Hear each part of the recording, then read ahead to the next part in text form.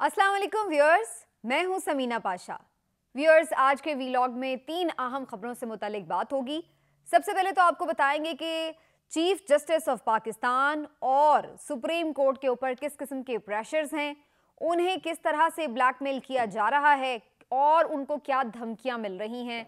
ये भी आपको खबर देंगे कि क्या वो इन धमकियों में आ रहे हैं अब तक या नहीं।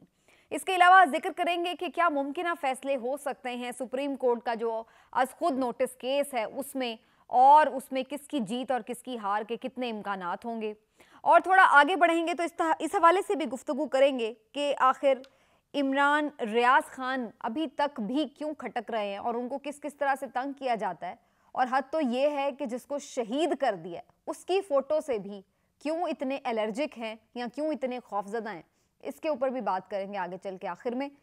और सबसे पहले बात का आगाज इस अहम पॉइंट के साथ कि चीफ जस्टिस ऑफ पाकिस्तान की तरफ इस वक्त सारी कौम की नजरें हैं, जहां पर हम देख रहे हैं कि जो मुखालिफिन हैं, जो नहीं चाहते थे कि इस मामले के ऊपर अदालतें पड़े, 90 दिन में इलेक्शन करवाने का कोई हुक्म आए, उनको ये चाहिए ही नहीं था कि ये मामला कोर्ट में जाए।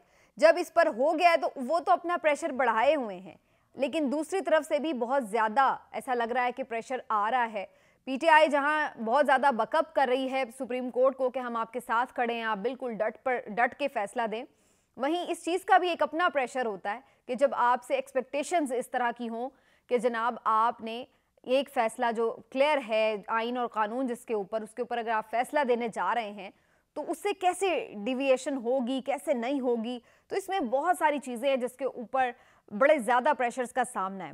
पीटीआई की तरफ से भी कुछ हल्के, ख़ास तौर पे मैं जिक्र करूंगी, कुछ उनके एक दो रहनुमा भी ऐसे हैं जो इस तरह से बात कर रहे हैं कि जनाब देखें, जो अदलिया है वो अभी तक शरीफ फैमिली के लिए सहूलतकार बन जाती है। शरीफ फैमिली अदलिया के लिए लाडली फैमिली है, तो क्या अभी भी आप उनके लाड उठाएंगे या फिर आप जो है आइन और कानून के मुताबिक फैसले देंगे। तो मैं तो समझ रही हूँ कि ये भी, इस तरह की कैंपेन भी एक तरह से प्रेशर ही है सुप्रीम कोर्ट ऑफ पाकिस्तान के ऊपर। बज़ाहिर ऐसा नहीं लग रहा है, ऐसा लग रहा है जी वो कह रहे हैं बकअप कर रहे हैं, लेकिन मेरे ख्याल से ये भी अंदाज कोई मुनासिब अंदाज नहीं है। इस अहम मौके के ऊपर ज़रूरत ये है कि सुप्रीम कोर्ट ऑफ पाकिस्तान के साथ खड़े हुआ जाए, उनको ये एहसास दिलाया जाए कि अवाम की सपोर्ट उनके साथ है, वो बेफिक्र होकर, निडर होकर जो भी आइन और कानून के मुताबिक फैसला है वो दें।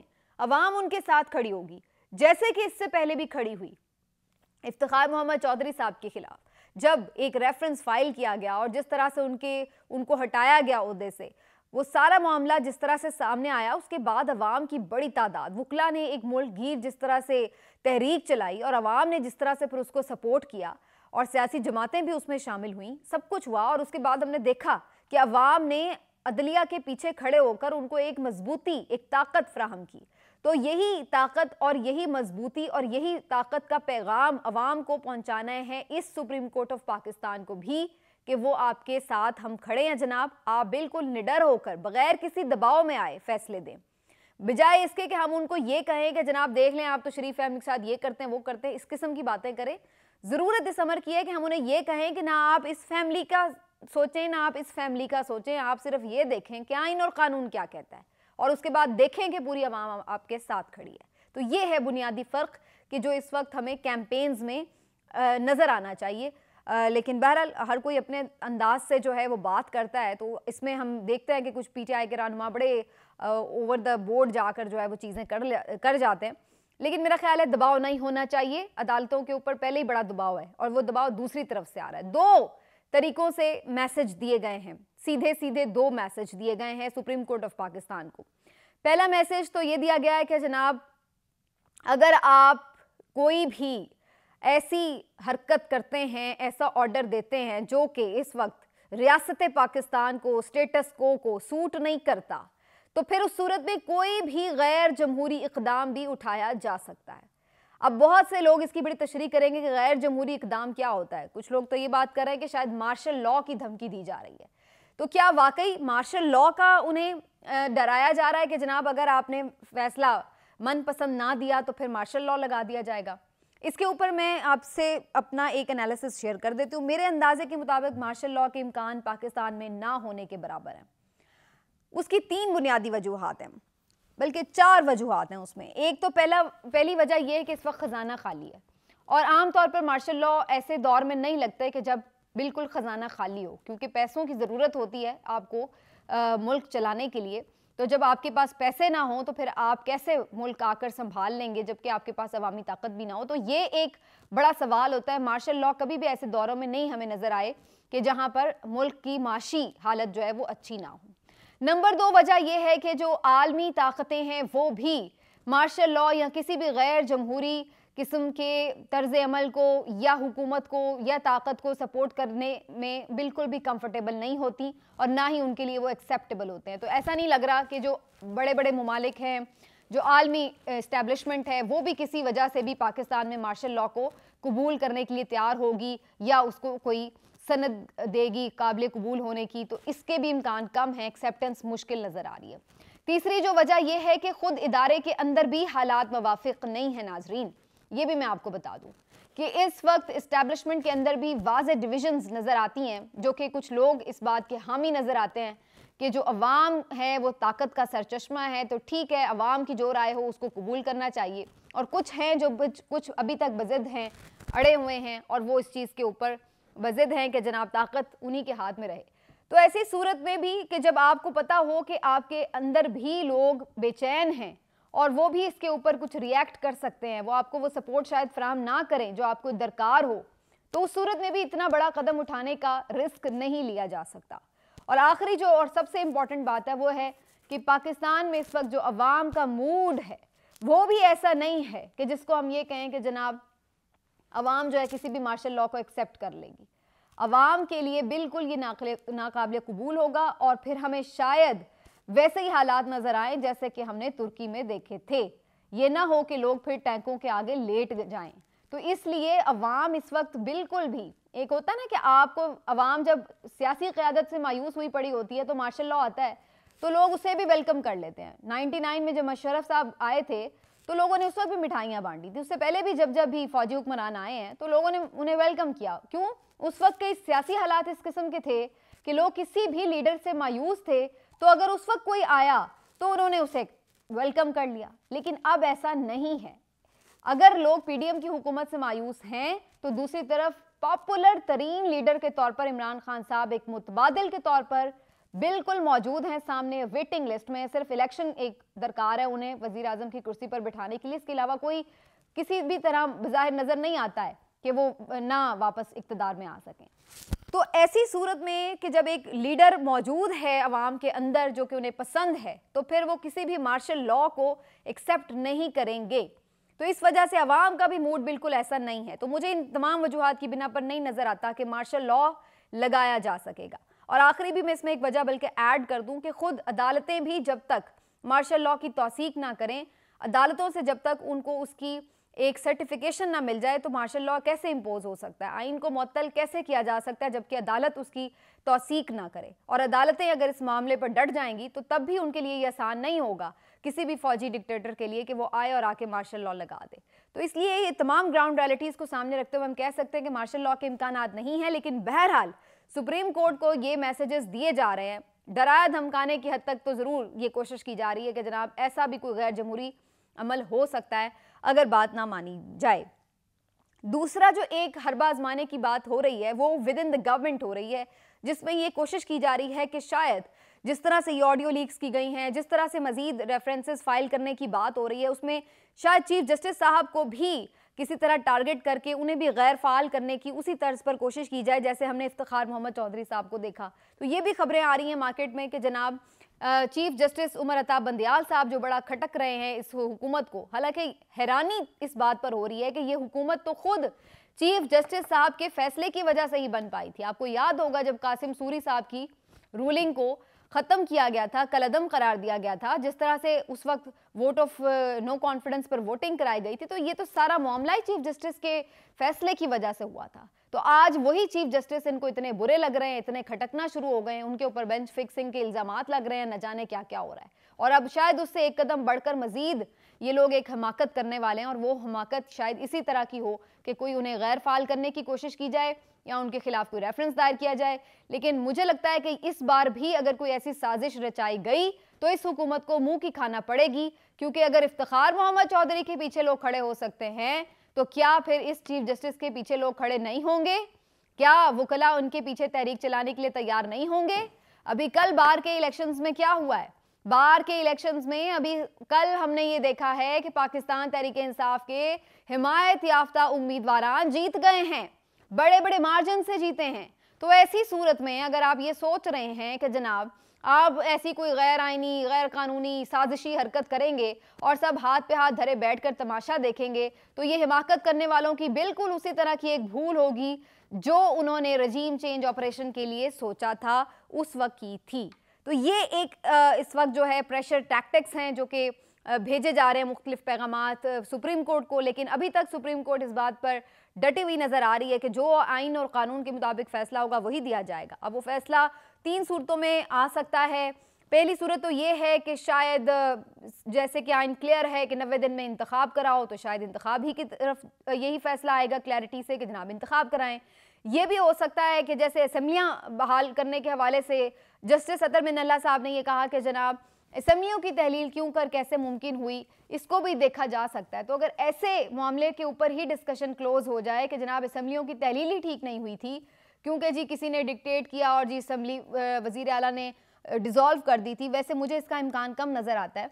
लेकिन अगर हम मान लें कि अगर ये इस तरफ भी बात जाए तो तब भी उसमें क्या होगा मैक्सिमम कि असेंबलियों की रिस्टोरेशन हो जाएगी, यानी असेंबलियां बहाल हो जाएंगी। अगर असेंबलियां रिस्टोर होती हैं तो तब भी खान साहब का ही फ़ायदा है, उन्हीं की हुकूमतें थी, वापस उन्हीं को मिल जाएंगी। अगर असेंबलियां बहाल नहीं भी होती, 90 रोज़ में इलेक्शन का होता है, तो तब भी इमरान खान साहब की उसमें जीत नज़र आती है।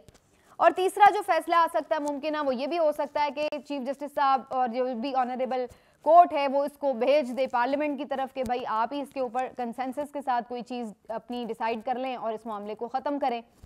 और इसके इम्कानात हो भी सकते हैं, लेकिन मुझे इसमें फिर भी इसके चांसेस कम नज़र आते हैं। उसकी वजह ये कि ये आमतौर पर तब होता है जब आइन किसी चीज़ के ऊपर उतना क्लियर ना हो, तो फिर कोर्ट्स जो हैं वो मामले को पार्लियामेंट में भेज देती हैं कि भाई आप लोग कोई तस्फिया कर लें अपना। लेकिन अगर आइन इतना क्लियर हो किसी चीज़ के बारे में कि 90 दिन में कराने हैं तो उसके बाद तो कोई बहाम है नहीं है, तो उस सूरत में बड़ा मुश्किल होगा कोर्ट के लिए भी उसे पार्लियामेंट में रेफर करना। लेकिन देखते हैं जनाब इवेंचुअली तो ये बहरहाल सुप्रीम कोर्ट ऑफ पाकिस्तान का इस्तेकाक भी है और सवाबदीद भी कि वो इसके ऊपर क्या फ़ैसला देते हैं। अब थोड़ा सा जिक्र ये भी मैं बता दूं आपको कि जो ये इलेक्शन से भागने की बात हो रही है, तो मैं एक मशवरा दूंगी पाकिस्तान तहरीक इंसाफ को कि आप खुद ही प्लीज़ कोई इलेक्शन हार जाएं, क्योंकि जिस तरह से आप लोग हर इलेक्शन जीत रहे हैं तो फिर तो वाकई आपको कभी इलेक्शन नहीं मिलने वाला। मैं राजनपुर की बात कर रही हूँ जहाँ पर पाकिस्तान तहरीक इंसाफ ने फिर मैदान मार लिया है। अभी तक खत्मी नताइज तो खैर नहीं आए जब तक मैं वीलॉग आपके साथ रिकॉर्ड करवा रही हूँ, लेकिन जो मैक्सिमम रिजल्ट्स आए हैं वो बड़े हैरान कुन है। एक तो डिफरेंस बहुत ज़्यादा है, पीटीआई के जो कैंडिडेट हैं वो तकरीबन 10 से 15 हज़ार की लीड ले चुके हैं पीएमएलएन के कैंडिडेट से। और इंटरेस्टिंग बात जिसने मुझे बड़ा हैरान किया है वो ये है कि आपको मालूम है कि उसमें टर्न आउट कितना है? उसमें टर्न आउट एक ज़िमनी इंतखाब में, एक ज़िमनी इंतखाब, एक ऐसा ज़िमनी इंतखाब जिसमें अभी आपको पता है कि जो कैंडिडेट है वो सिर्फ 3-4 महीने के लिए आ रहा है, उस ज़िमनी इंतखाब में जो टर्न आउट है वो 44% से भी ज़्यादा आ रहा है।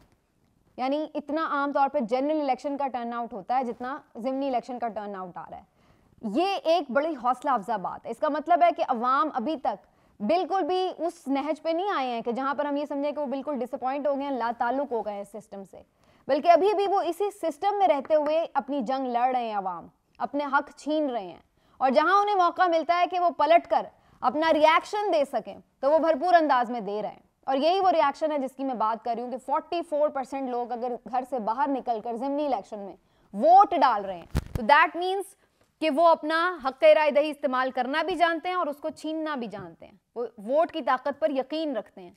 ये एक बड़ी इंटरेस्टिंग बात है और यही बात है जो हॉन्ट कर रही है इस वक्त पूरे टोले को जो कि इस वक्त मुसल्लत है पाकिस्तान के ऊपर, चाहे वो सियासी हो या गैर सियासी, कि अगर अवाम में इतना शऊर है कि उसे पता है कि उसका हक क्या है और उसने उसको कैसे इस्तेमाल करना है, तो फिर ये कहाँ जाएंगे कि तमाम तरह रियासती मशीनरी के बावजूद, धांधली के बावजूद भी अगर पीटीआई का बंदा 14-15 हज़ार की लीड जो अभी तक की है, अभी फाइनल रिजल्ट तक तो पता नहीं कितनी हो जाएगी, अगर वो जीत रहा हो तो फिर आप अंदाज़ा लगा लें कि बाकी इलेक्शंस को सारे को मैनेज करना किस कदर मुश्किल होगा।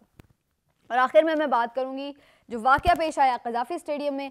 इमरान रियाज खान साहब सीनियर सहाफ़ी एंकर पर्सन बहुत ही बुरे लगते हैं आजकल की इस्टेब्लिशमेंट को भी और हुकूमत को भी, और उनके नज़रियात से लाख इख्तलाफ किया जा सकता होगा, लेकिन इसका मतलब ये नहीं है कि उनके साथ आप जो है कोई उनको हुकूक नहीं दे सकते वो जो कि पाकिस्तान के किसी भी आम शहरी को दस्तयाब हो।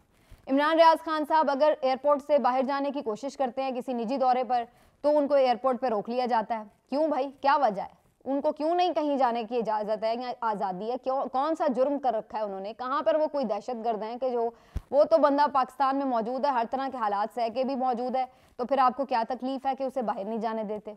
और अब तो हद हो गई, यानी जिस तरह भी मुमकिन हो सके कभी उन्हें नौकरियों से निकलवा के, कभी किसी चैनल पे ऑन एयर ना करवा के, कभी कुछ करवा के, कभी उनके यूट्यूब चैनल हैक करके, जिस तरह भी मुमकिन हो सकता है उन्हें तंग किया जाता है। और अब तो हद हो गई कि वो मैच देखने भी नहीं जा सकता। कज़ाफ़ी स्टेडियम में वो मैच देखने के लिए जा रहे थे, वहाँ पर उन्हें एंट्री से रोक दिया गया। वजह यह बनाई कि जनाब उन्होंने अरशद शरीफ शहीद का एक मास्क पहन रखा था और उनके साथ जो दीगर कुछ सहाफ़ी भी थे, कुछ सपोर्टर आम लोग भी थे, उनके पास भी उसी तरह के मास्क थे। अब उसका मकसद क्या था उन मास्क का? आमतौर पर यह होता है कि क्रिकेट चूँकि पूरी दुनिया में देखी जाती है तो लोग बड़े बड़े कॉज करने के लिए, कोई मैसेज देने के लिए, वर्ल्ड वाइड कोई मैसेज देने के लिए बहुत सारे अलामती चीज़ें करते हैं, तरीके इख्तियार करते हैं कि लोगों के लिए आवाज़ उठाई जा सके। जैसे ब्रेस्ट कैंसर के ऊपर आपने देखा होगा खिलाड़ी शर्ट के ऊपर रिबन लगा लेते हैं।